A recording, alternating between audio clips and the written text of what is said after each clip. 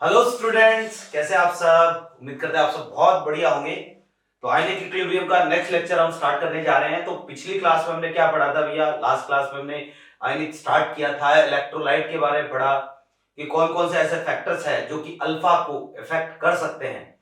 उनमें जैसे हो गया टेम्परेचर, फिर जो है वो इसके बाद में नेचर ऑफ इलेक्ट्रोलाइट, या फिर आप ये को ओस्टवाल्ड डाइल्यूशन लो, फिर जो common ion effect, opposite ion effect, ये सारी चीजें हमने देखी। एसिड बेस थ्योरी स्टार्ट करी थी।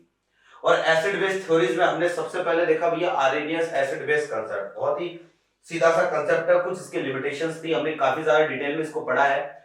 नेक्स्ट जो पॉइंट है अपने पास वो है भैया सेकंड थ्योरी, ब्रोस्टेड एसिड, है ना, ब्रोस्टेड लोरी, ब्रोस्टेड लोरी एसिड बेस थ्योरी। ठीक है कि भैया ब्रोस्टेड का एसिड बेस कंसेप्ट जो है ना, ये क्या होता है? ब्रोस्टेड एसिड बेस कंसेप्ट में बेसिकली जो है वो, जैसे आरएनएस की लिमिटेशन क्या थी? आरएनएस की लिमिटेशन ये थी कि भैया जो किसी भी सॉल्वेंट में या फिर जो वाटर में जो है वो H+ रिलीज करेगा वो एसिड, जो वाटर में OH- रिलीज करेगा वो बेस। ब्रोस्टेड कहता है कि पहली बात तो आपको OH- की जरूरत नहीं है, ठीक है। दूसरी बात कि आप जो है ना वो क्या कर सकते हो एक तरीके से, कि ब्रोस्टेड जो है ये कहता है कि H+ donor in any solvent, ये तो क्या होगा? एसिड। और फिर H+ acceptor in any solvent, ठीक है। ये क्या होगा? ये होगा भैया बेस। क्या ऐसे सब्सटेंस जो किसी भी सॉल्वेंट में H+ डोनेट करेंगे वो एसिड होंगे, और जो किसी भी सॉल्वेंट में H+ एक्सेप्ट करेंगे वो क्या होंगे? बेस होंगे, ठीक है। ये तो ही एक बात कहने का मतलब, ये जो थ्योरी होती है या ये जो प्रिंसिपल है ये केवल और केवल प्रोटॉन पर बेस्ड है, कि प्रोटॉन लेने वाले एसिड हो गए और प्रोटॉन देने वाले क्या हो गए? बेस हो गए। और ये कहता कि जरूरी नहीं है यहां पर सॉल्वेंट जो वाटर हो, कोई भी सॉल्वेंट हो सकता है, वाटर हो सकता है, अल्कोहल हो सकता है, कोई भी सॉल्वेंट, किसी भी सॉल्वेंट में अगर H+ का लेन देन हो रहा है तो वहां पर हम बोलेंगे कि एसिड बेस रिएक्शन प्रोसीड होगी। कोई एक जो है ब्रोस्टेड एसिड होगा, कोई दूसरा ब्रोस्टेड बेस होगा। इसके अलावा ये कहता है कि देखो कि जो अपने पास सॉल्वेंट होता है ना, solvent will also acts as acid और base. This depends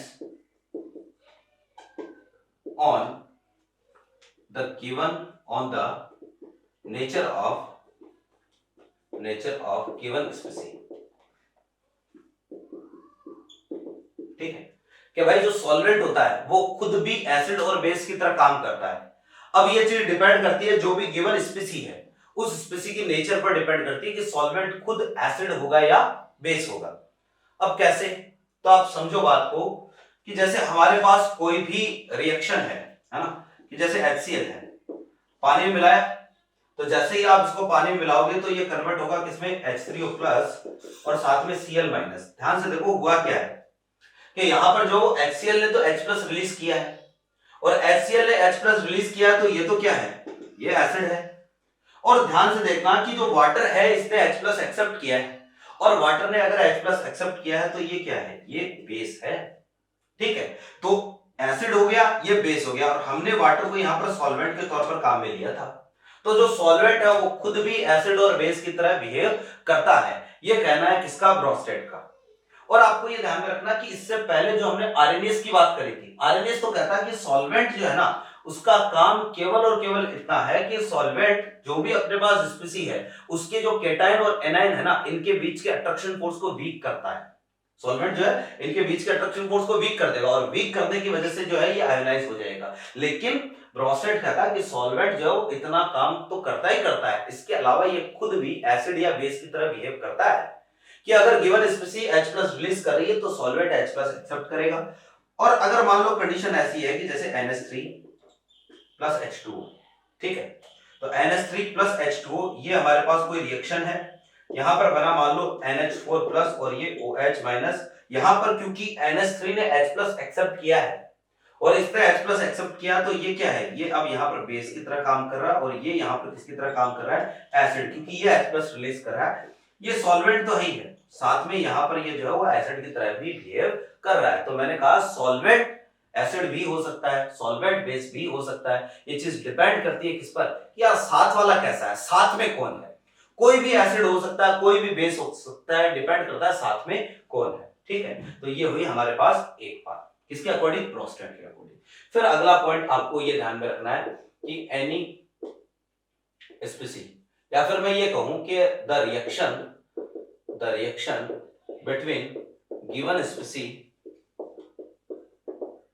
and solvent will be neutralization and the result of neutralization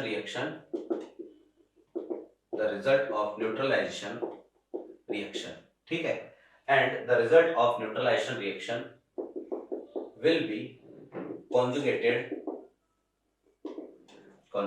acid and conjugated base pair। ठीक है भैया जी, आपको ये ध्यान में रखना है, देखो कि आरएनएस कहता है कि एसिड और बेस की रिएक्शन जो है वो न्यूट्रलाइजेशन थी, ये हमने आरएनएस में पढ़ा था। अब ब्रोस्टेड ये कहता है कि देखो कि आप किसी भी स्पीसीज को सॉल्वेंट में मिक्स कर दो, रिएक्शन तो होगी, सॉल्वेंट और उस स्पीसीज के बीच में रिएक्शन होगी। कैसे कि एक H+ देगा तो दूसरा H+ लेगा। तो वास्तव में अगर एक H+ दे रहा है तो वो एसिड है, दूसरा H+ ले रहा है तो वो क्या है, वो बेस है। और एसिड बेस की रिएक्शन ही क्या होती है, न्यूट्रलाइजेशन। अब इसमें बहुत ही जरूरी चीज ये कहता है कि न्यूट्रलाइजेशन रिएक्शन में क्या बनता है भैया, एक कॉन्जुगेटेड एसिड बेस पेयर आपको मिलेगा। अब ये कॉन्जुगेटेड एसिड बेस पेयर क्या होता है, बहुत ही जरूरी है। अब ये मान के चलो, चाहे आरएनए, चाहे ब्रोस्टेड, चाहे लुईस, इन तीनों में आपको कुछ और चीज पता हो या ना हो, लेकिन कम से कम ये कॉन्जुगेटेड एसिड बेस जो है ना, ये तो आपको पता होना ही चाहिए। ठीक है, तो भैया देखो कॉन्जुगेटेड एसिड बेस क्या होता है, मैं ये लिखूंगा any स्पीसी will lose 1 H+ and converts into its conjugated base। ठीक है, कि कोई भी स्पीसी अगर एक H+ जो है वो लूज करेगी तो ये जो है वो बेसिकली कन्वर्ट होगी किसमें, इसके कॉन्जुगेटेड बेस में। And if स्पीसी accept 1 H+, then it will converts into its conjugated acid। और अगर कोई स्पीसी जो है वो एक H+ एक्सेप्ट करेगी तो वो अपने कॉन्जुगेटेड एसिड में कन्वर्ट होगी। आप ये मान के चलो कि जो कॉन्जुगेटेड एसिड बेस होते हैं ना, उनमें केवल एक H+ का डिफरेंस होता है। ठीक है, जैसे आप इसको यूं समझो कि कोई भी स्पीसी है, ठीक है, कोई भी स्पीसी है। अब कोई भी स्पीसी अगर एक H+ रिलीज कर रही है तो आपको सोचना कि H+ डोनर या H+ रिलीज करने वाले खुद क्या होते हैं, एसिड होते हैं। अगर स्पीसी H+ रिलीज कर रही है तब तो ये क्या है, खुद एसिड है, और खुद एसिड है इस केस में, इससे आपको मिलेगा कॉन्जुगेटेड बेस। और अगर कोई स्पीसी H+ अगर एक्सेप्ट कर रही है, तो इससे आपको मिलेगा क्या, कॉन्जुगेटेड एसिड। ठीक है, ये ध्यान में रखो कि अगर देखो H+ रिलीज हो रहा है तो इसका मतलब खुद एसिड है, और एसिड है तो कॉन्जुगेटेड बेस में कन्वर्ट होगा। H+ अगर एक्सेप्ट हो रहा है तो खुद बेस है तो कॉन्जुगेटेड एसिड में ये कन्वर्ट होगा। अब जैसे मैं कुछ एग्जांपल लेता हूं, क्योंकि क्वेश्चन जो है यहां से अक्सर पूछ सकता है कि इनमें से कौन सा किसका कॉन्जुगेटेड है या कौन सा कॉन्जुगेटेड नहीं है, इस तरह का क्वेश्चन आ सकता है। तो बहुत ही आसान सा काम है, आपको कुछ स्पीसीज दे रहा हूं, इनमें आपको केवल कॉन्जुगेटेड एसिड बेस पेयर बनाने हैं। जैसे एग्जांपल के लिए कि मेरे पास जो है यहाँ पर है H2। अब भाई H2O जो है, इससे आपको कॉन्जुगेटेड एसिड बेस बनाने हैं। तो मान लो H2O में से मैंने एक H+ हटा दिया। अगर H+ यहां से हटाओगे, रिलीज करोगे ना, तो पीछे क्या बचेगा मेरे भाई, पीछे बचेगा OH-। अगर H+ हटा रहे हो तो ये खुद क्या है, एसिड है, और खुद एसिड है तो ये किसमें कन्वर्ट होगा, कॉन्जुगेटेड बेस। तो conjugated base of H2O is OH-। ठीक है, फिर देखो कि यहां से अगर आप H+ ऐड कर देते हो तो H+ ऐड करोगे तो क्या बनेगा, H3O+ बनेगा। और H3O प्लस बनेगा तो आप समझो कि अगर ये H प्लस एक्सेप्ट कर रहा है, if this is accepting H plus then this will behave as base, तो ये बेस की तरह बिहेव करेगा, और अगर बेस की तरह बिहेव करेगा तो इन दिस केस ये जो है वो क्या है, इसका conjugated acid, and the conjugated acid of H2 is H3O plus. ठीक है, तो ऐसे ही मैं आपको कुछ एग्जांपल दे रहा हूं, इनमें आपको सिंपल सा काम यही करना है, कॉन्जुगेटेड एसिड बेस पेयर इनमें बनाने हैं, चेक करना, देखें बहुत ही आसान सा काम है भैया।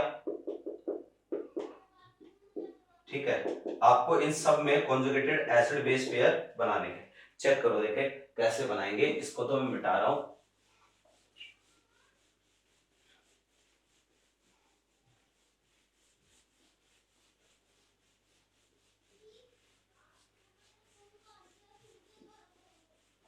हाँ जी, कि भाई ऐसा है,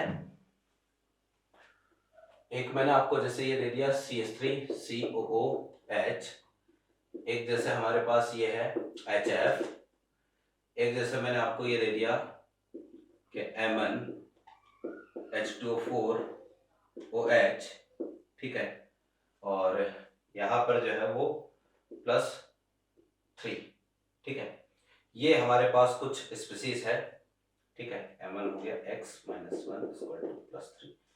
+4, इसको +2 कर देता हूं, ठीक है, ये हमारे पास कुछ स्पीसीज है, इनमें आपको क्या करना है, कॉन्जुगेटेड एसिड बेस पेयर बनाने हैं। ध्यान से देखिएगा, होगा क्या कि यहां से स्टार्ट करते हैं NH3, मान लो इसने H+ लूज कर दिया तो ये किस में कन्वर्ट होगा, NH2 माइनस में कन्वर्ट होगा, और भैया अगर H+ रिलीज कर रहा है, लूज कर रहा है, तो ये खुद क्या है, एसिड, तो ये तो है इसका कॉन्जुगेटेड बेस, अगर ये H+ एक्सेप्ट करेगा तो ये कन्वर्ट होगा किसमें, NH4+ में, तो ये क्या हो गया, इसका कॉन्जुगेटेड एसिड, ठीक है। अगर इसने मान लो H+ लूज कर दिया तो ये कन्वर्ट होगा NH-2 में, दिस इज कॉन्जुगेटेड बेस, और अगर H+ एक्सेप्ट कर दिया तो ये कन्वर्ट होगा NH3 में, दिस इज कॉन्जुगेटेड एसिड, ठीक है। फिर देखो कि अगर इसने यहां से H+ लूज कर दिया तो ये बदलेगा O-2 में, ये है कॉन्जुगेटेड बेस, और अगर इसने H+ एक्सेप्ट कर लिया तो ये बदलेगा H2O में, ये है कॉन्जुगेटेड एसिड, ठीक है। अगर इसने जो यहां से H+ लूज किया तो बदलेगा भैया N-3 में, ठीक है, तो ये तो है कॉन्जुगेटेड बेस, और अगर H+ एक्सेप्ट करता है तो ये कन्वर्ट होगा NH2- में, दिस इज कॉन्जुगेटेड एसिड। यहां पर चेक करते हैं, मुझे बताओ क्या ये H+ रिलीज कर सकता है, क्या है, क्या इसकी औकात है ही नहीं, बेचारे के पास H+ ही नहीं, कहां से रिलीज करेगा, तो इसका कॉन्जुगेटेड बेस पॉसिबल नहीं है। लेकिन H+ एक्सेप्ट तो कर सकता है, और अगर H+ एक्सेप्ट करेगा ना तो ये कन्वर्ट होगा किसमें, OH- में, ये क्या है, कॉन्जुगेटेड एसिड है। फिर देखो कि इसमें से अगर मैं H+ हटाऊंगा तो मुझे बताओ क्या H+ इसमें से हटा सकते हो, क्या नहीं हटा सकते ना, तो ये होगा NH-2 में, ये है कॉन्जुगेटेड बेस, ओके। H+ तो हटेगा नहीं ना, हटेगा नहीं तो इसका कॉन्जुगेटेड बेस पॉसिबल नहीं है, लेकिन H+ एक्सेप्ट तो करवा सकते हैं, H+ एक्सेप्ट करेगा तो ये किसमें कन्वर्ट होगा, NH-2 में, दिस इज कॉन्जुगेटेड एसिड, ठीक है। हाँ, तो देखो जो नेक्स्ट है वो अपने पास है CH3COOH, अगर इसके लिए आपको कॉन्जुगेटेड एसिड बेस बनाना है तो मैंने अगर H+ यहां से हटाया तो पीछे बचेगा CH3COO-, तो भैया अगर H+ ये रिलीज कर रहा है तो ये खुद क्या होगा, एसिड, और ये क्या हो गया, कॉन्जुगेटेड बेस। अगर H+ आपने इसमें ऐड किया तो ये खुद क्या होगा, एक्सेप्ट कर रहा है, तो ये खुद होगा बेस, तो ये है भैया जी CH3COOH2+, this is conjugated acid, ठीक है। HF के लिए चेक करते हैं, तो HF जो है वो क्या है, H+ आपने हटाया, और H+ हटाया तो इसका मतलब खुद एसिड है, F- में कन्वर्ट होगा, ये कॉन्जुगेटेड बेस, और अगर आपने H+ जोड़ा तो ये आएगा HF2+, this is conjugated acid, clear है बात। फिर देखना जरा कि ऐसे ही हमारे पास ये वाला है कि अगर आपने इसमें से मान लो H+ हटा दिया, तो H+ हटाऊंगा तो H2 है ना, एक H+ इसमें से क्या हो गया, हट गया, और एक H+ हटेगा तो पीछे आएगा MnH2O3, और ये आ जाएगा कितना, OH2, क्लियर है बात। एक H+ हटाया तो एक H+ हटाया तो OH कितने हुए, 2 हो गए, और H+ हटा दिया तो पीछे चार्ज आएगा कितना, +1, क्योंकि एक पॉजिटिव गया है तो पीछे चार्ज कैसा आएगा, नेगेटिव, और अगर मान लो आपने एक H+ ऐड कर दिया तो ये आ जाएगा हमारे पास MnH2O5, और यहां पर Mn+3, इस तरीके से जो है आप कॉन्जुगेटेड एसिड बेस पेयर बनाओगे। तो क्वेश्चन अगर यहां से आएगा तो ऐसा ही पूछेगा कि भैया इनमें से कौन सा किसका कॉन्जुगेटेड है, कौन सा किसका कॉन्जुगेटेड नहीं है। आसान सा काम है, कोई मुश्किल नहीं है, मेरे ख्याल से ये चीज आपके समझ में आ गई होगी। तो नेक्स्ट जो पॉइंट है देखो जरा, कि कॉन्जुगेटेड एसिड बेस पेयर के बाद, है ना, इसने कहा कि वास्तव में कोई न्यूट्रलाइजेशन रिएक्शन और कुछ नहीं है, बल्कि जो सॉल्वेंट है वो और जो भी आपको गिवन स्पीसी है उन दोनों के बीच में जो भी रिएक्शंस होती है ना, वो ही न्यूट्रलाइजेशन रिएक्शन है। कोई अलग से आपको न्यूट्रलाइजेशन को पढ़ने की जरूरत नहीं है। सॉल्वेंट हमेशा या तो एसिड होगा या फिर बेस होगा। H+ ले भी सकता है, H+ रिलीज भी कर सकता है। ये चीज डिपेंड करती है, ये चीज किस पर डिपेंड करती है? नेचर ऑफ गिवन स्पीसी पर डिपेंड करती है कि जो भी आपको गिवन स्पीसी है वो किस तरीके की है। फिर देखो कि ब्रोस्टेड ये कहता है कि भैया जी कोई एसिड स्ट्रॉन्ग नहीं होता, कोई एसिड वीक नहीं होता। ठीक है, कहने का मतलब स्ट्रॉन्ग और वीक ये एक्चुअल में एक रिलेटिव चीज है कि कोई गिवन स्पीसी है वो स्ट्रॉन्ग भी हो सकता है, वो वीक भी हो सकता है। जैसे एग्जांपल के लिए हम ये बोले, पहले मैं ये लिख देता हूं कि any given species can act as strong और वीक। ठीक है, कोई भी गिवन स्पीसी जो है वो स्ट्रॉन्ग या वीक की तरह बिहेव कर सकती है। This depends on the nature of solvent. ठीक है, ये चीज जो है वो सॉल्वेंट की नेचर पर डिपेंड करती है। देखो कैसे, कि जैसे एग्जांपल के लिए भैया जी हमारे पास है CH3COOH, इसको पानी में मिलाया, तो अगर आप इसको पानी में मिलाओगे तो ये कन्वर्ट होगा CH3COO- और साथ में कन्वर्ट होगा CH3H3O+। ठीक है, एक हमारे पास सेम टू सेम CH3COOH है, इसको आपने अमोनिया में मिलाया, तो अमोनिया में मिलाया तो अब ये कन्वर्ट होगा भैया जी CH3COO- और साथ में NH4+ में। ठीक है, इस तरीके से रिएक्शन होगी। यहां पर वाटर में जो है ना ये काम करता है भैया जी वीक एसिड की तरह, वीक एसिड, क्योंकि इसका जो आयनाइजेशन है वो यहां पर 100% नहीं होता है, रिएक्शन बैकवर्ड आ जाएगी। जबकि यहां पर ये काम करता है भैया जी स्ट्रॉन्ग एसिड की तरह। यहां स्ट्रॉन्ग एसिड है कि भाई ये क्या है यहां पर, क्योंकि ये H+ एक्सेप्ट कर रहा है तो ये बेस है, और यहां पर ये भी बेस है। लेकिन भैया जी यहां पर तो ये काम कर रहा है बेस और ये स्ट्रॉन्ग एसिड। ठीक है, कि मैंने कहा कि सॉल्वेंट बदल दोगे ना तो नेचर जो है वो बदल जाएगी। जो स्ट्रॉन्ग और वीक है ये एक्चुअल में रिलेटिव चीज होती है। हम डायरेक्टली ये नहीं बोल सकते कि जैसे एसिडिक एसिड स्ट्रॉन्ग है, ठीक है भाई, मान लिया स्ट्रॉन्ग है, या एसिडिक एसिड वीक है, मान लिया वीक है, लेकिन किससे ज्यादा स्ट्रॉन्ग है किससे ज्यादा वीक है ये हमें साथ में बताना पड़ेगा।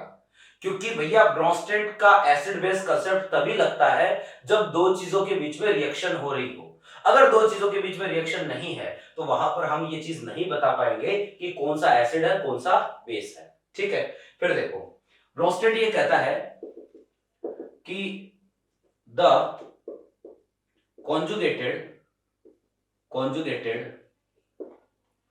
form of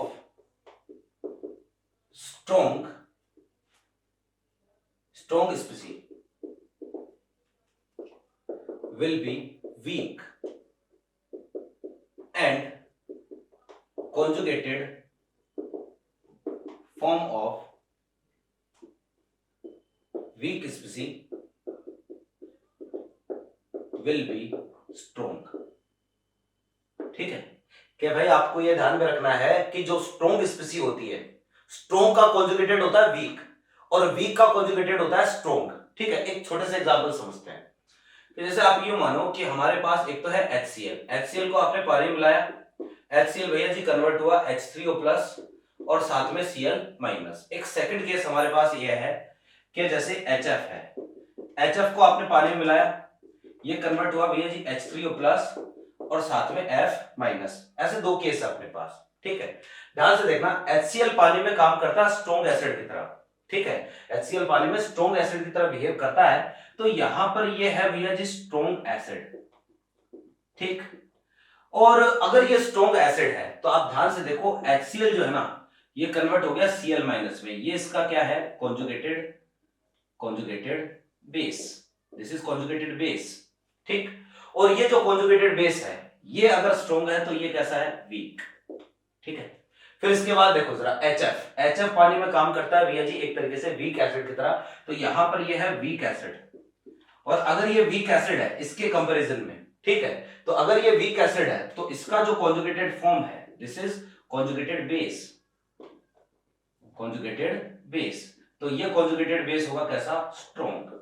ठीक है भैया, देखो जरा कि आपने जो ऑर्गेनिक में एक छोटा सा कंसेप्ट पढ़ा होगा कि अगर हम Cl minus F minus Br minus I minus इन सब के लिए बेसिक स्ट्रेंथ को कंपेयर करें तो इनका जो बेसिक स्ट्रेंथ का ऑर्डर है ना, बेसिक स्ट्रेंथ ऑर्डर, ये हमारे पास फ्लोरीन, क्लोरीन, ब्रोमीन और आयोडीन, तो बेसिक स्ट्रेंथ का ऑर्डर ये आता है कि कई बार भैया देखो जरा कि आपको इसी फिजिकल वाले चैप्टर में ऑर्गेनिक का कंसेप्ट भी लगाना पड़ सकता है। आपके कुछ क्वेश्चन मॉड्यूल में ऐसे दिए होंगे, या आपकी जो भी वर्कशीट है, जो भी आप बुक सॉल्व कर रहे हो, वहां पर ऐसे क्वेश्चन होंगे जहां पर आपको जो एसिडिक या बेसिक स्ट्रेंथ का ऑर्डर पूछ ले, आपको पूछ ले कि भैया ब्रोंस्टेड एसिडिक स्ट्रेंथ और ब्रोंस्टेड बेसिक स्ट्रेंथ का ऑर्डर क्या होगा, इस तरीके से ऑर्डर पूछ ले, तो वहां पर आपको जो थोड़ा सा हो सकता है ऑर्गेनिक का कंसेप्ट काम में लेना पड़ जाएगा। ठीक है, जैसे यहाँ पर अगर हम बात करें ना तो बेसिक स्ट्रेंथ सबसे ज्यादा होती है F माइनस, फिर Cl माइनस, फिर Br माइनस और फिर I माइनस। रीजन इसका ये होता है कि F माइनस पर इलेक्ट्रॉन डेंसिटी सबसे ज्यादा होती है, तो ये आसानी से लोन पेयर देगा, बजाय इसके कि भाई इसकी इलेक्ट्रॉन डेंसिटी ज्यादा होते हुए भी यहाँ पर ये जो आसानी से लोन पेयर दे सकता है। क्यों? क्योंकि भैया इलेक्ट्रॉन डेंसिटी ज्यादा है, छोटा साइज, चार्ज डेंसिटी ज्यादा है। ठीक है, फिर अगर देखो इनकी अगर बेसिक स्ट्रेंथ ये आ रही है तो इनका जो कॉन्जुगेटेड है ना, इनके कॉन्जुगेटेड की एसिडिक स्ट्रेंथ क्या आएगी, तो एसिडिक स्ट्रेंथ, एसिडिक स्ट्रेंथ हमारे पास आएगा, देखो एक तो HF है इसका कॉन्जुगेटेड, एक HCl, एक HBr और एक है HI, तो इनके कॉन्जुगेटेड की एसिडिक स्ट्रेंथ हमारे पास ये रहेगी भैया, HI इनमें से सबसे ज्यादा स्ट्रॉन्ग एसिड होगा। कि भाई I माइनस सबसे वीक है, सबसे वीक क्या है, वीक कॉन्जुगेटेड बेस है, तो इसका जो कॉन्जुगेटेड एसिड होगा ना HI, ये सबसे स्ट्रॉन्ग होगा, और F माइनस सबसे स्ट्रॉन्ग कॉन्जुगेटेड बेस है, तो भैया इसका जो एसिड होगा वो सबसे वीक होगा। तो यहां पर मैंने आपको यही लिखाया है कि conjugated form of strong species will be weak and conjugated form of weak species will be strong. I hope मेरी बात समझ में आ गई होगी। ठीक है, फिर देखो जरा कि यहां पर हम एक पॉइंट और पढ़ते हैं कि ऐसा है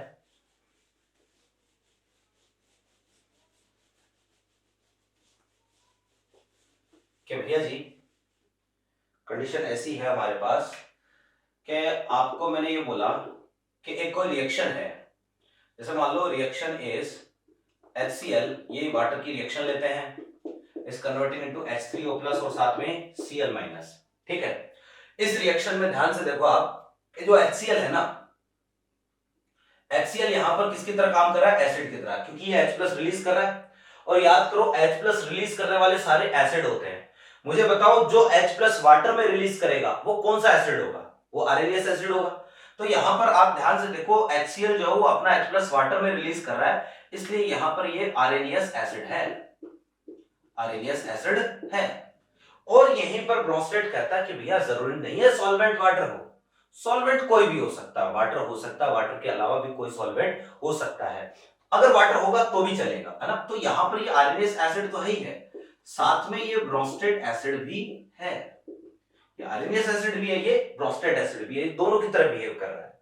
अब भाई दोनों की तरह बिहेव कर रहा है, ठीक है, अगर एक रिएक्शन हम और देखें, जैसे यहां पर एक रिएक्शन है और आपको मिला CH3OH2 प्लस और साथ में Cl माइनस, ध्यान से देखो कि इस रिएक्शन में सॉल्वेंट कौन है, CH3OH है, और इस रिएक्शन में सॉल्वेंट CH3OH है। मुझे अब बताओ क्या ये आरएनएस एसिड है क्या, भैया जी यहां पर ये आरएनएस एसिड नहीं है, क्योंकि आरएनएस ने तो कहा था कि भाई आरएनएस एसिड कोई तभी होगा जब कोई स्पीसी वाटर में H प्लस रिलीज करेगी, क्या ये वाटर में H प्लस रिलीज कर रहा है, नहीं कर रहा है, जबकि ब्रोंस्टेड के अकॉर्डिंग सॉल्वेंट कोई भी हो सकता है, तो यहां पर जो है आरएनएस एसिड नहीं है, लेकिन ये ब्रोंस्टेड एसिड है। ठीक है, तो भैया देखो एक लाइन में बोलूंगा यहां पर कि all RNS acids will be Bronsted acid, but all Bronsted acid will not RNase acid। Clear है बात कि भैया जितने भी RNase एसिड है वो सारे के सारे जो कैसे हो सकते हैं, वो सारे ब्रोस्टेट एसिड की तरह एक्ट कर सकते हैं, लेकिन सारे ब्रोस्टेट एसिड कभी भी आरएनएस एसिड नहीं हो सकते। तो ये हमारे पास जो है वो प्रोस्टेट के बारे में कुछ एक स्टेटमेंट है। मोटा मोटी इसमें आपको ये जरूर ध्यान में रखना है कि भैया कॉन्जुगेटेड एसिड और कॉन्जुगेटेड बेस क्या होता है, ठीक है। तो आपको ये ध्यान में रखो कि कॉन्जुगेटेड एसिड और बेस के बीच में या तो केवल एक H+ या फिर केवल एक OH-, है ना। OH- का डिफरेंस होगा तो भी कॉन्जुगेटेड एसिड बेस हम उनको बोल सकते हैं, ठीक है। तो ये हो गया भैया अपने पास ब्रोस्टेट का एसिड बेस कंसेप्ट। अब इसकी कुछ लिमिटेशंस है, हम वो लिमिटेशन ध्यान से देखते हैं। देखो जरा कि इसकी लिमिटेशंस हमें देखनी है, ठीक है, कि हर एक कॉन्सेप्ट में जो है ना कोई ना कोई लिमिटेशन जरूर है, ठीक है। आरएनएस की हमने देखी थी लिमिटेशन कि आरएनएस का जो केवल और केवल कहां वाटर में एप्लीकेबल होता है। इसके अलावा जो ऑक्साइड होते हैं, metallic oxide, non metallic oxide, उनकी नेचर को एक तरीके से जो जस्टिफाई नहीं करता है। इसकी भी कुछ लिमिटेशन है। तो देखो इसकी जो लिमिटेशन है ना, एक तो लिमिटेशन है, ज्यादा हमें नहीं पढ़नी लिमिटेशंस, ठीक है। पहली बात तो लिमिटेशन में यही कि आप किसी भी सब्सटेंस को एसिड या बेस तभी डिफाइन कर सकते हैं, एसिड या बेस की तरह तभी उसको बोल सकते हो जब वो दूसरे के साथ रिएक्शन करे, ठीक है। कि भाई जैसे HCl है, अब इंडिविजुअल है, तो इंडिविजुअल है तो आप नहीं बोल सकते कि ये एसिड या बेस है। आपने HCl को किसी सॉल्वेंट में मिलाया होगा तो HCl एसिड या बेस की तरह बिहेव करेगा। एसिडिक एसिड है, इंडिविजुअल केवल रखा है, हम नहीं बोल सकते कि एसिड या बेस है प्रोस्टेट के अकॉर्डिंग, है ना। जब आप इसको किसी में मिलाओगे तभी हम डिफाइन करेंगे कि यहाँ पर ये एसिड या H+ डोनेट कर रहा है, ये H+ एक्सेप्ट कर रहा है, ठीक है। तो हम ये बोलेंगे कि any substance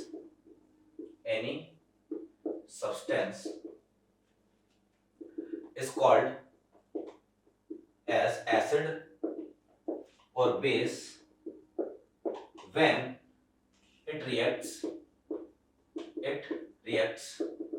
with any other substance, ठीक है। कि भाई इंडिविजुअली हम नहीं बोल सकते कि ये एसिड या बेस है।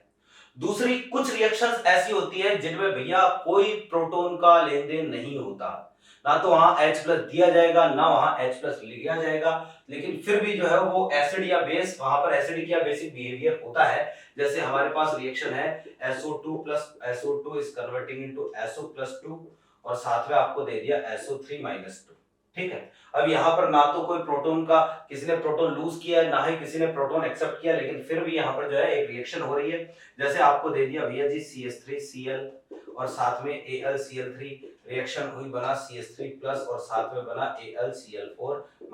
अब यहाँ पर भी कोई प्रोटॉन का लेन देन नहीं हुआ, लेकिन फिर भी ये दोनों रिएक्शन एसिड बेस रिएक्शन है ना। तो मैं ये बोलूंगा कि इन सम रिएक्शंस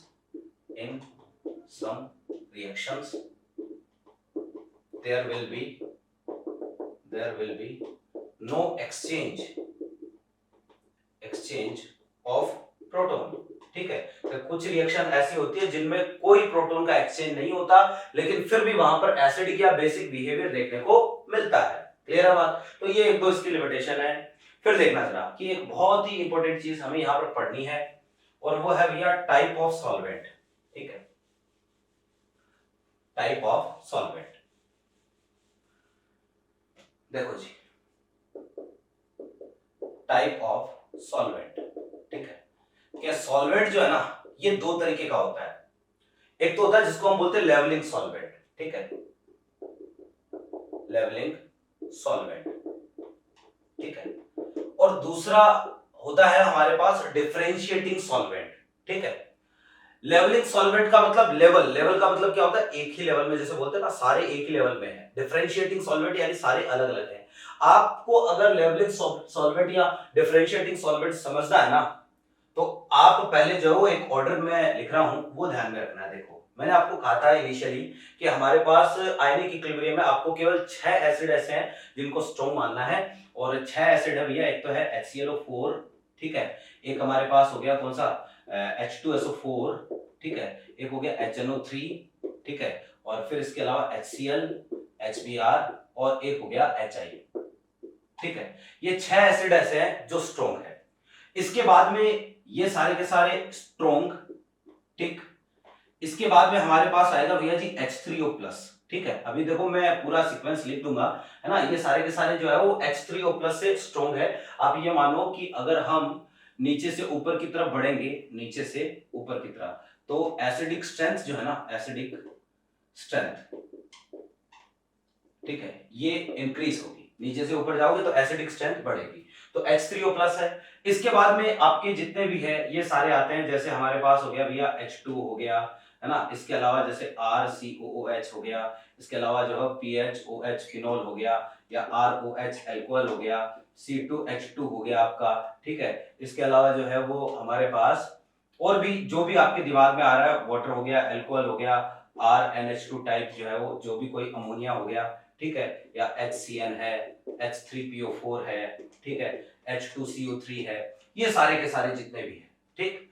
फिर इसके बाद में हमारे पास है NH3, और फिर NH3 के बाद में हमारे पास यहाँ पर आता है C2H4 और C2H6, ठीक है। ये देखो जरा कि आप अगर ऊपर से नीचे जाओगे ना तो इनकी एसिडिक स्ट्रेंथ का ऑर्डर ये है ना, कि ये सारे के सारे जितने भी है अपने पास HClO4, है ना, फिर जो है वो अपने पास यहाँ पर है H2O, COH, ठीक है, फिनॉल, बेंजोइक एसिड, सबकी एसिडिक स्ट्रेंथ का ऑर्डर ये है कि ये 6 के 6 इनमें से सबसे ज्यादा एसिडिक होते हैं। अच्छा, मैंने इनको आपस में कंपेयर नहीं किया है कि आप जो है ये मान लो पहले HClO4 लिखा है, ये सबसे ज्यादा एसिडिक होगा, हालांकि ये तो होता है, लेकिन जैसे H2O लिखा है तो ये ज्यादा एसिडिक, मैंने आपस में कंपैरिजन नहीं किया, मैंने इस तरीके से कंपैरिजन किया है, ठीक है। अब देखो लेवलिंग सॉल्वेंट क्या होता है ना। लेवलिंग सॉल्वेंट हमारे पास एक ऐसा सॉल्वेंट होता है जो कि जो भी स्ट्रॉन्ग एसिड या जो भी एसिड और बेस है उनकी रिलेटिव स्ट्रेंथ में कंपैरिजन ना कर पाए। रिलेटिव स्ट्रेंथ में कंपैरिजन ना कर पाने का मतलब यह है कि जैसे मान लो कि मैंने HClO4 को पानी में मिलाया, मुझे बताओ पानी में HClO4 स्ट्रॉन्ग होगा या वीक होगा? स्ट्रॉन्ग होगा। मुझे बताओ इसका अल्फा कितना है? इसका अल्फा होगा कितना? 100%। तो पानी में मैंने HClO4 को मिलाया, एक मैंने पानी में HI को मिलाया, मुझे बताओ पानी में HI भी कैसा है? स्ट्रॉन्ग है। और पानी में HI भी अगर स्ट्रॉन्ग है, ये भी स्ट्रॉन्ग, ये भी स्ट्रॉन्ग, इसका अल्फा भी 100%, इसका अल्फा भी 100%। अब मैंने पूछा कि मुझे ये बताओ कि अगर दोनों का अल्फा 100% है तो दोनों ही स्ट्रॉन्ग हो गए, लेकिन इन दोनों में से ज्यादा स्ट्रॉन्ग कौन सा है? कि भाई पानी के अकॉर्डिंग तो इसका भी अल्फा 100%, इसका भी अल्फा 100%। तो मैंने पानी को पूछा कि भाई मेरे को बता कि इन दोनों में से ज्यादा स्ट्रॉन्ग कौन सा है? पानी ने कहा भाई मुझे नहीं पता, क्योंकि मेरे अकॉर्डिंग तो दोनों के दोनों कैसे हैं? 100% आयनाइज हो गए, दोनों का अल्फा कितना होगा? 100% होगा। तो वाटर के अकॉर्डिंग तो दोनों जो है वो एक ही लेवल में हो गए ना, कि HClO4 भी 100% आयनाइज और HI भी 100%। वाटर के अकॉर्डिंग दोनों एक ही लेवल में है, वाटर ने दोनों को एक ही लेवल में रखा है। तो इस तरीके का जो सॉल्वेंट होता है ना, इसको हम क्या बोलते हैं? लेवलिंग सॉल्वेंट बोलते हैं, कि एक ऐसा सॉल्वेंट जो एसिड या फिर बेस के लिए इनकी रिलेटिव स्ट्रेंथ को कंपेयर ना कर सके, उसको हम क्या बोलते हैं? एक तरीके से लेवलिंग सॉल्वेंट बोलते हैं। मैं लिख देता हूं, a solvent which is not able to compare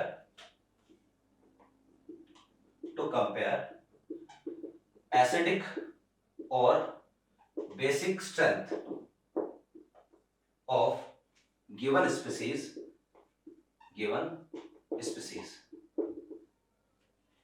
है ना, या आप ये कहो which is not able to compare relative acidic और बेसिक स्ट्रेंथ, है ना, यहां लिख देता हूं रिलेटिव एसिडिक और basic strength of given species is known as relative या लेवलिंग सॉल्वेंट। तो ये तो है भैया अपने पास लेवलिंग सॉल्वेंट, ठीक है। जैसे एग्जांपल के लिए मैं ऐसा लिखूंगा, जो वाटर होता है ना, पानी, तो पानी जो है वो बेसिकली क्या करता है कि भाई H3O+ से ज्यादा स्ट्रॉन्ग एसिड जो भी है, H3O+ से जो भी स्ट्रॉन्ग होगा, है ना, ये सारे के सारे H3O+ से स्ट्रॉन्ग है, तो पानी इन सब के लिए लेवलिंग सॉल्वेंट की तरह काम करता है ना। एग्जांपल लिख देता हूं, water is levelling solvent for all acids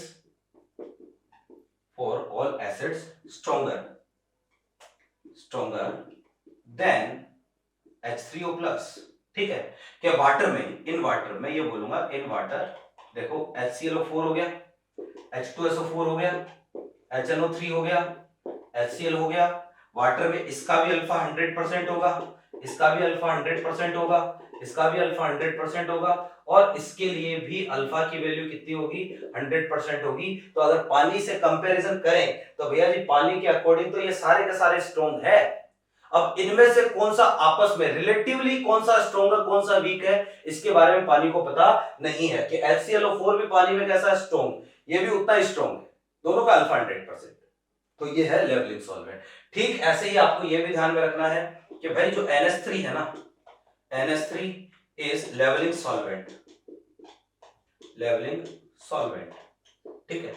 for weaker acid, weaker acid then H3O+, कि भाई H3O+ से वीक जितने भी है ना, ये सारे के सारे H3O+ से वीक है। तो H3O+ से वीक जितने भी है अमोनिया, इन सब के लिए जो वो लेवलिंग सॉल्वेंट है। यानी अमोनिया में RCOH ये जो है वो अगर स्ट्रॉन्ग की तरह बिहेव करता है तो अमोनिया में H2CO3 भी स्ट्रॉन्ग की तरह बिहेव करेगा। अमोनिया में ये 100% आयोनाइज होगा तो ये भी 100% आयोनाइज होगा, ठीक है। तो ये हमारे पास है एक तरीके से। दूसरे होते हैं भैया डिफरेंशिएटिंग सॉल्वेंट, मैं यहां पर लिख नहीं रहा हूं क्योंकि जरूरत भी नहीं है। डिफरेंशिएटिंग सॉल्वेंट का मतलब एक ऐसा सॉल्वेंट जो इनकी रिलेटिवली एसिडिक स्ट्रेंथ को आपस में कंपेयर कर सके। चलो मैं लिख देता हूं, ठीक है। Second is differentiating solvent. Levelling solvent मैं उम्मीद करता हूं आपको समझ में आया होगा। लेवलिंग सॉल्वेंट का मतलब इतना ही होता है कि अगर रिलेटिवली एसिडिक स्ट्रेंथ कंपेयर नहीं कर सके तो वो लेवलिंग सॉल्वेंट, ठीक है। सेकंड इज डिफरेंशिएटिंग सॉल्वेंट,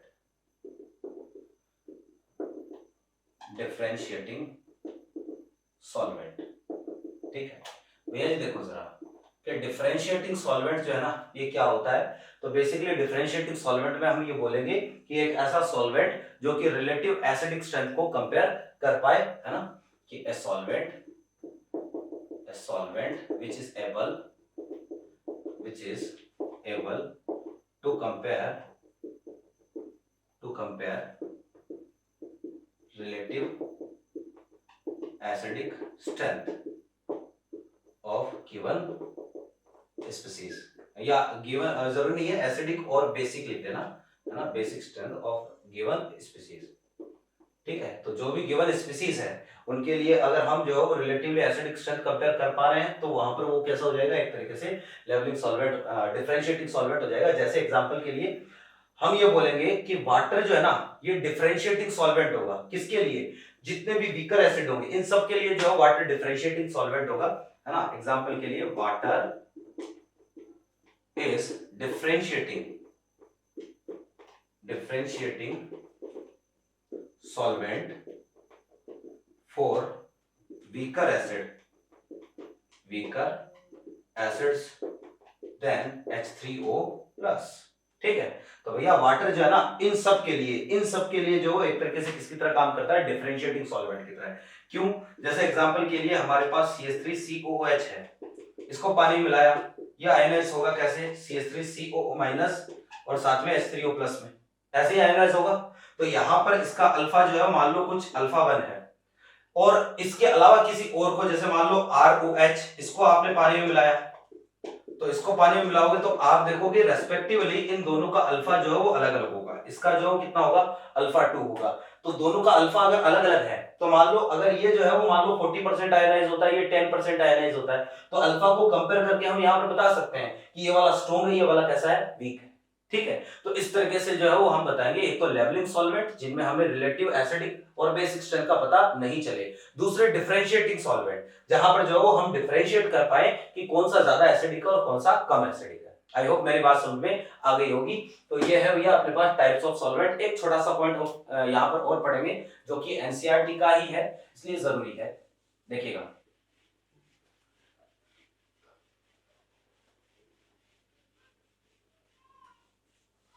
कि भैया आपको मैंने ये बताया था कि जो सॉल्यूशन होता है, कोई भी एक्वस सॉल्यूशन है, अगर उसमें मान लो H+ है तो एक्वस सॉल्यूशन में जो H+ होता है वास्तव में कभी भी H+ जो है फ्री फॉर्म में एग्जिस्ट नहीं करता है। तो वो किस फॉर्म में एग्जिस्ट करेगा, ठीक ऐसे ही ध्यान रखना OH- जो है वो भी फ्री फॉर्म में एग्जिस्ट नहीं करता है। तो इसको आप नोट लगा के लिख लेना, ठीक है ना, क्योंकि ये मैं पहले आपको आरएनएस में लिखवाना भूल गया था। तो नोट ये है कि H+ can not exist in water, या इसको मैं ऐसे लिख देता हूं H plus and OH minus, दोनों के दोनों, ठीक है, H प्लस और OH minus will not exist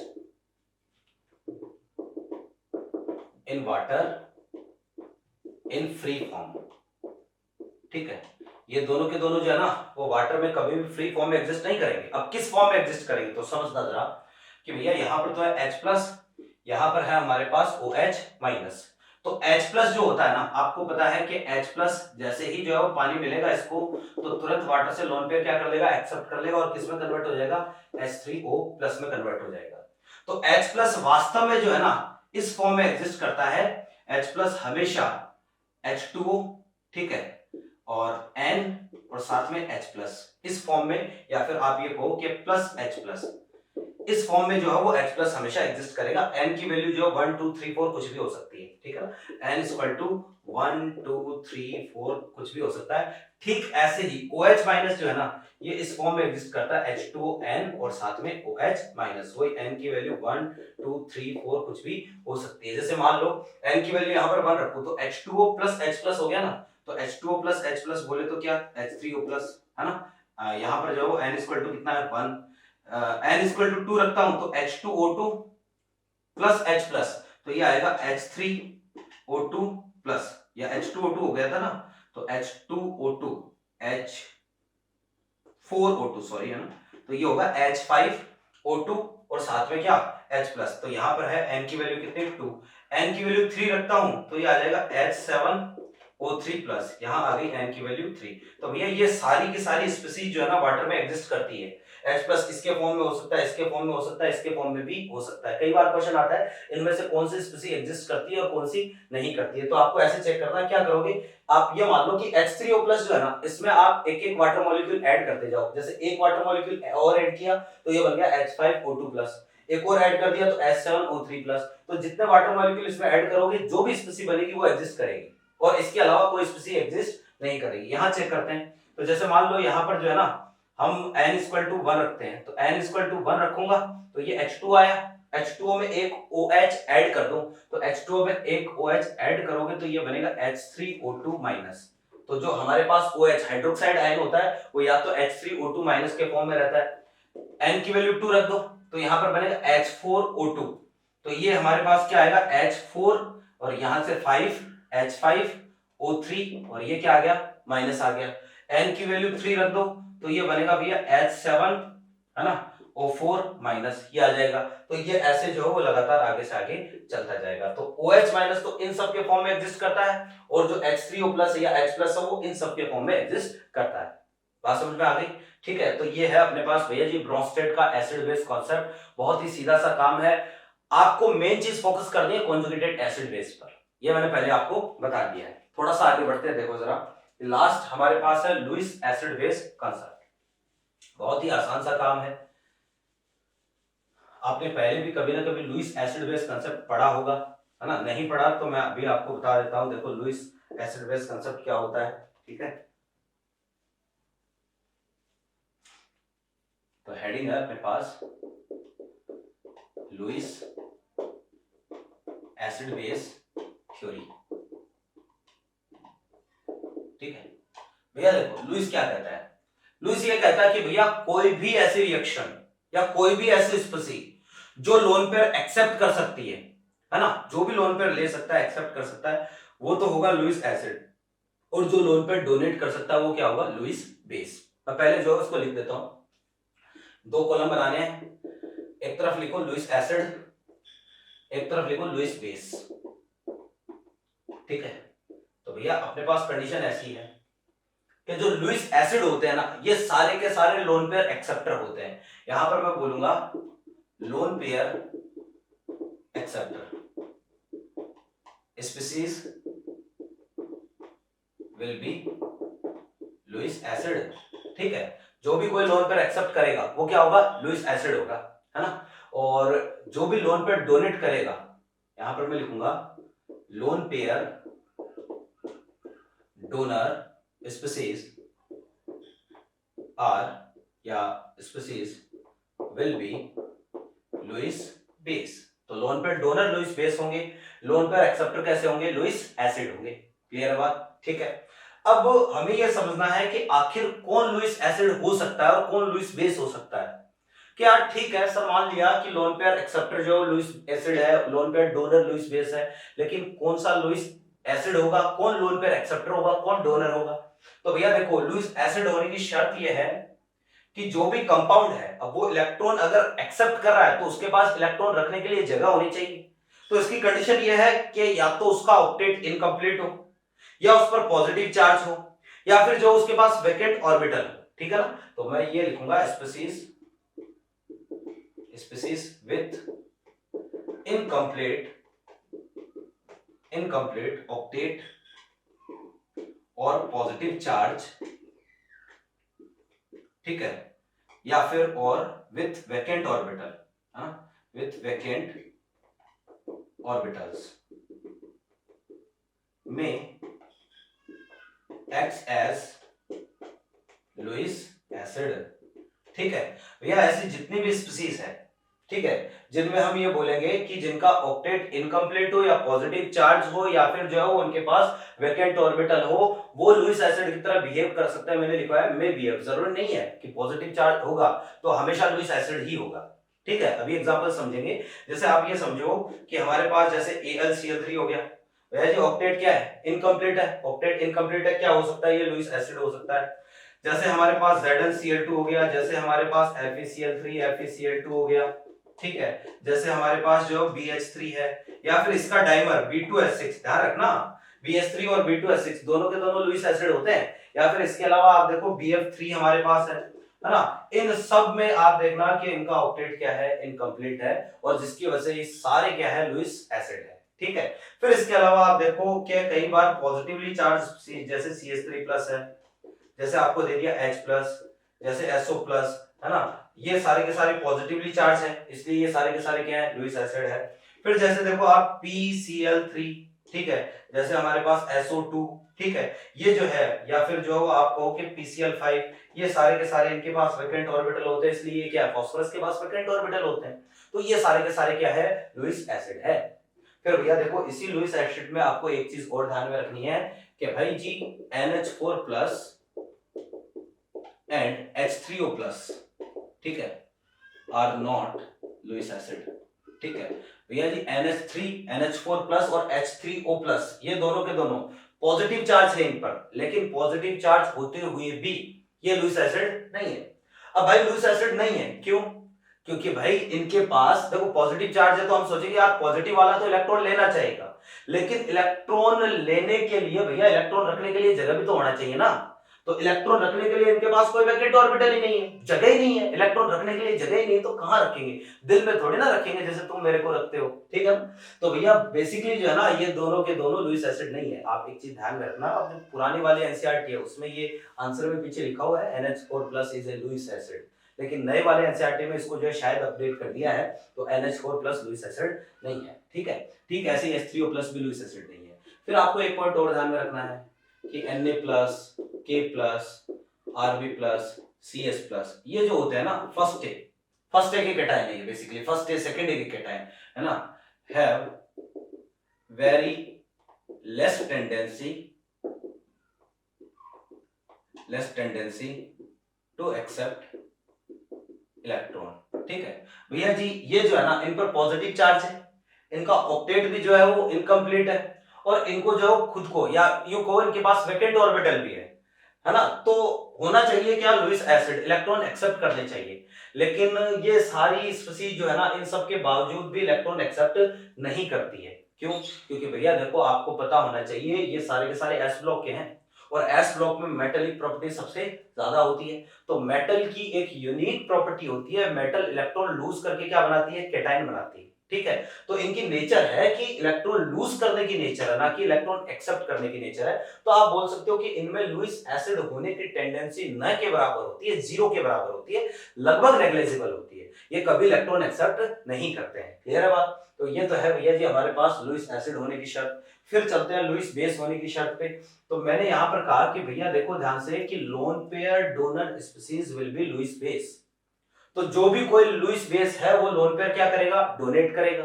अब लोन पेयर डोनेट करेगा तो भैया लुईस बेस होगा। अब लोन पेयर डोनेट करेगा तो मेरे ख्याल से उसके पास कम से कम एक लोन पेयर तो होना ही चाहिए ना, और लोन पेयर होगा तभी तो डोनेट करेगा। तो इसकी शर्त यह है कि there should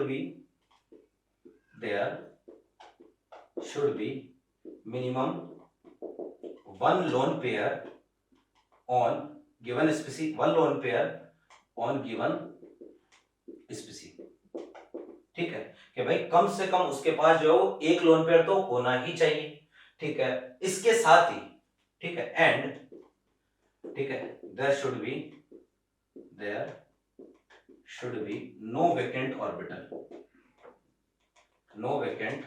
orbital and octet should be complete.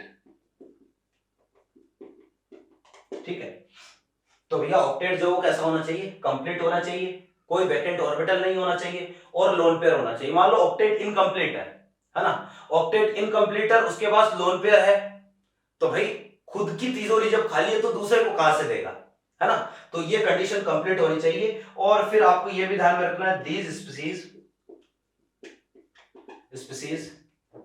may be neutral or negatively charged,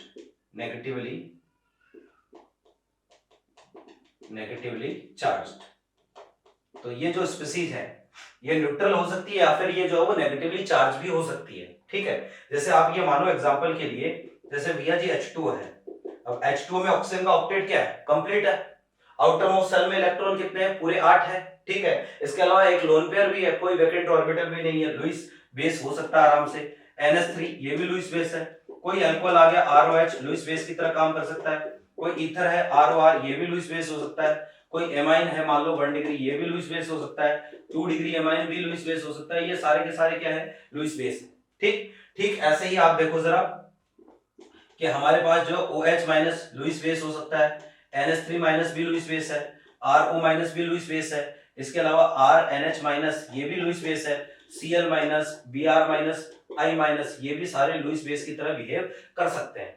आप कहोगे कि sir Cl minus Br minus कैसे लुईस बेस है, इनके पास तो वैकेंट ऑर्बिटल है। भैया बिल्कुल इनके पास वैकेंट ऑर्बिटल है, लेकिन फिर भी इलेक्ट्रॉन डेंसिटी ज्यादा होने की वजह से ये लुईस बेस की तरह बिहेव करते हैं। ठीक है, तो ये हमारे पास लुईस एसिड और लुईस बेस होने की कुछ कंडीशंस है। आई होप मेरी बात आपके समझ में आ गई होगी। तो लुईस एसिड बेस कंसेप्ट सिर्फ इतना ही है। आयनिक में जो सबसे ज्यादा काम में आता है वो या तो आरएनएस काम में आता है या फिर कई जगह जो ब्रोस्टेट काम में आता है। अगर आरएनएस और ब्रोस्टेट को कंपेयर करोगे तो इनमें से भी भैया जी आरएनएस जो है ना वो आपके आयनिक में बहुत ज्यादा काम में आएगा, जगह जगह पर काम में आएगा। एक्चुअल में हम जितने भी आयनिक में कंसेप्ट पढ़ते हैं ना वो सारे आरएनएस के कंसेप्ट ही पढ़ते हैं। हम जब भी जो किसी इलेक्ट्रोलाइट का आयोनाइजेशन करवाते हैं वो हमेशा पानी में करवाते हैं। ठीक है, कि जब तक मेंशन नहीं है हम तो सॉल्वेंट क्या लेते हैं, पानी लेते हैं। जैसे हम इसका कुछ एग्जांपल भी देख लेते हैं लुईस एसिड बेस रिएक्शन का। जैसे एक रिएक्शन अभी हमने देखी थी RCl, साथ में है AlCl3। ठीक है, और ये हमारे पास क्या है, इसके पास लोन पेयर है, इसके आउटर मोस्ट सेल में कितने इलेक्ट्रॉन है, 6 इलेक्ट्रॉन है। तो क्लोरीन जो है ना, अब यार इसको इलेक्ट्रॉनों की जरूरत थी कि AlCl3 है कि इसको इलेक्ट्रॉन की जरूरत है यार, कुछ भी करके अपना ऑक्टेट कंप्लीट कर लो। तो ऑक्टेट कंप्लीट करने के लिए इसने जो Cl को कहा कि तेरा लोन पेयर दे दे, तो Cl ने कहा लोन पेयर ले ले। तो Cl ने लोन पेयर जैसे ही दिया, तो जैसे ही लोन पेयर दिया ना तो वैसे ही देखो जरा कि यहां पर क्या होगा, कि Cl पर चार्ज कैसा आ गया, पॉजिटिव। Cl को अपनी गलती का एहसास हुआ कि अरे ये मैंने क्या कर दिया कि मैंने तो जो एल्यूमिनियम को लोन पेयर देकर खुद पर पॉजिटिव चार्ज ऑक्यूपाई कर लिया। लेकिन भाई आपको तो पता ही होगा कि ज्यादा इलेक्ट्रोनेगेटिव पर negative charge is more stable और कम इलेक्ट्रोनेगेटिव पर पॉजिटिव चार्ज ज्यादा स्टेबल होता है। क्लोरीन ज्यादा इलेक्ट्रोनेगेटिव है, पॉजिटिव चार्ज कम स्टेबल है।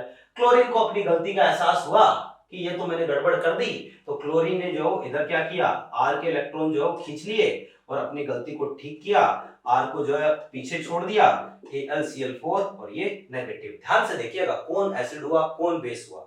तो यहां पर जो है ये 6 इलेक्ट्रॉन है ना, तो 6 इलेक्ट्रॉन है लोन पेयर एक्सेप्ट कर रहा है, तो दिस इज लुईस एसिड। ये लोन पेयर डोनेट कर रहा है, ये क्या है, लुईस बेस है। क्लियर है बात। फिर देखो जरा कि कोई रिएक्शन है हमारे पास इस तरह की, जैसे NH3 और साथ में है BF3। ठीक है, वही बात कि बोरोन, ये फ्लोरीन और ये फ्लोरीन, इसके आउटर मोस्ट शेल में कितने electron, 6 electron. Again octet incomplete है। बोरोन चाहता है, इसकी जो दिली इच्छा है, मन से ख्वाहिश है कि कोई आए और मेरा ऑक्टेट पूरा करके जाए। तो NH3 जो है वो आया और इसको लोन पेयर दिया, और जैसे ही लोन पेयर दिया, NH3 is donating lone pair to BF3। ठीक है, तो यहां पर देखो जरा, क्योंकि ये लोन पेयर दे रहा है, तो this is Lewis base and this is Lewis acid.